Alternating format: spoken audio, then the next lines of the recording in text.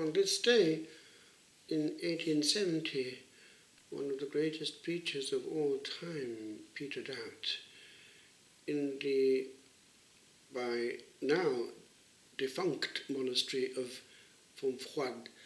Now, that is a beautiful Cistercian monastery, still complete, but it's not used anymore as a monastery, alas. It's near Narbonne in France. I know it, and there had been an attempt to get hold of it again. Fongombo had its eye on it, but it wasn't able to happen.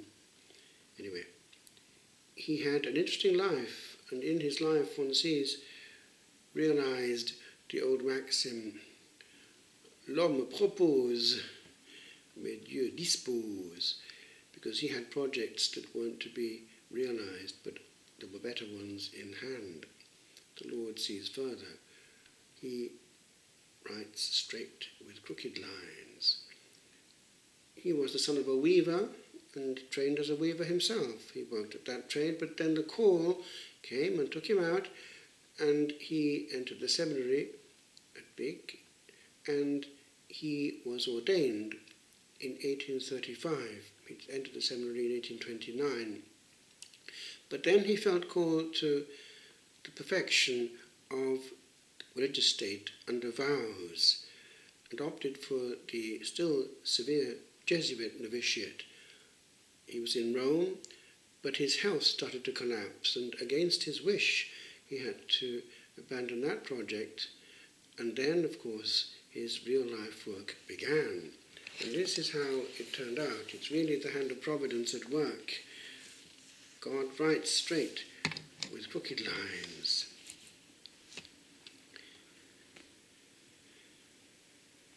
He returned to Spain. He was a Spaniard. And he took to pastoral work at that area where he was born, Salent. It was in 1837. And he spent the next 10 years preaching missions and retreat in the area of Catalonia. He went as far as the Canary Islands, and after 15 months there, we're going now up to 1849, with Bishop Codina, St Anthony Mary Claret returned to Vic. That's the seminary where he had been ordained and trained, and founded the missionary Sons of the Immaculate Heart of Mary. And we can see in his writings this devotion to the Immaculate Heart of Mary throughout his life. It's interesting now because this is before Fatima. So he already had the intuition of the importance of the Immaculate Heart. And he dedicated himself to preaching missions. He was known, therefore, for his word, his power of preaching, and he was appointed Archbishop of Santiago in Cuba in 1850. And of course, he was a strong bishop, and some weren't amused. He was trying to reform the see, and rather like St. John Paul II, he was wounded in an assassination attempt. This happened in 1856. The following year he returned to Spain and became, interestingly, confessor to Queen Isabella II.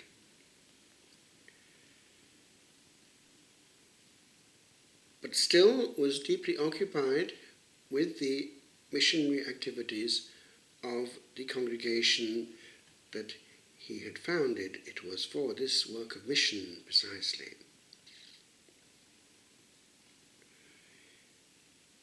He resigned his see in 1858 and was appointed director of the Escorial. Now, interestingly, we see his complete personality in one trait that comes through. Here, he was a great promoter, unexpectedly, of literature, the arts, and the sciences. And he followed Isabella to France when a revolution drove her from the throne in 1868. He was known in the life of the Church of the time, and he was present at the First Vatican Council. That's from 1869 to 1870. He eventually retired to Prades in France, but was forced to flee to a Cistercian monastery near Narbonne, Fontfroide. Still there, but not used as a monastery. It's complete, actually, a beautiful monastery. Now, he was a phenomenon. He preached over 25,000 sermons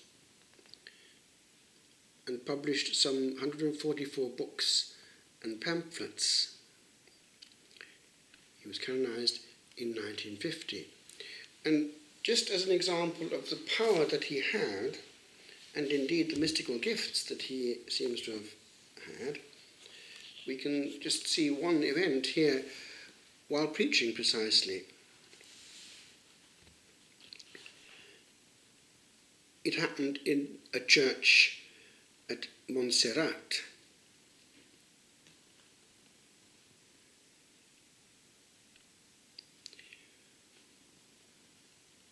Indeed, that church became known as the Church of Miracles,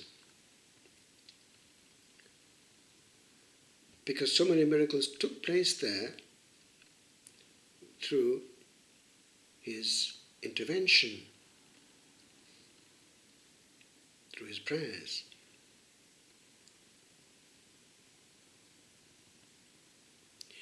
But in one place, he was preaching and something happened.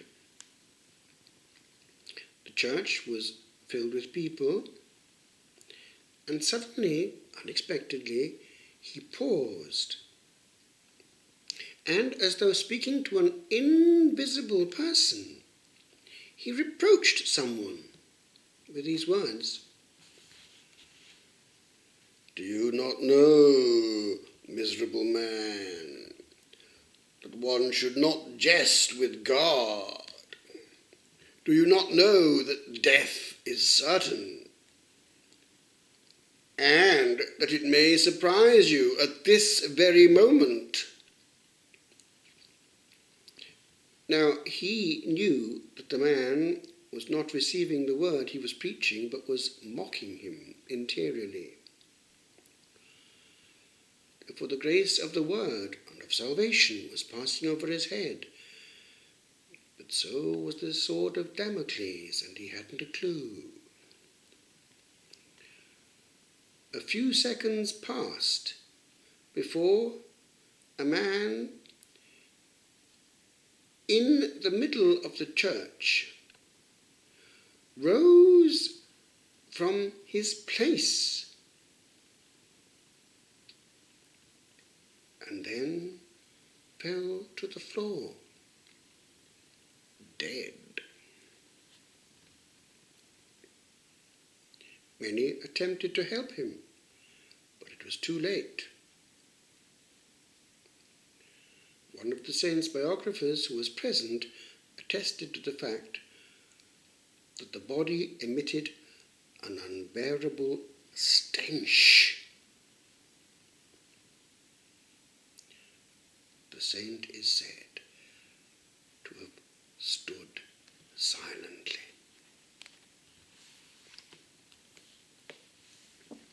I believe on another occasion he was preaching and warning a lady of bad reputation, that she had to change her life, and that eventually she died suddenly. after having dismissed all he had to say, and that he commanded her to come back and say where she was, and it wasn't the best place.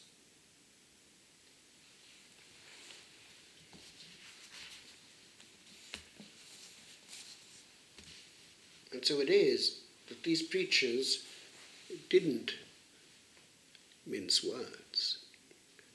In those days, preaching could mean really saving a soul, and certainly giving all souls a message which would make life different after the sermon. How many sermons in our day have any effect of that nature? Indeed, under exorcism, the devil has been obliged to admit that he's responsible for the conspiracy of silence regarding the place where he lives, and where he is always interested in acquiring new candidates. Because the less it is mentioned, the greater number of candidates there are.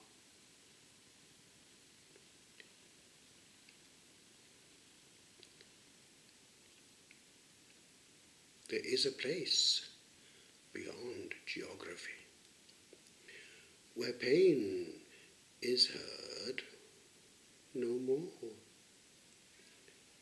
where pain is all that can be heard, forevermore to be the echo of the last unvoiced call no larynx made, where fade the very sounds that matter for a while. For matter there is none, and where these lie, yond sleep's sweet bounds, there is a rest, best taken ne'er. O little field of stones, each silently awake upon strange rest, a story vast hangs on your chiselled words, and quietly a pendulum rocks onwards at the last. Amen for aye, amen. So shall it be. Amen for aye, amen. It shall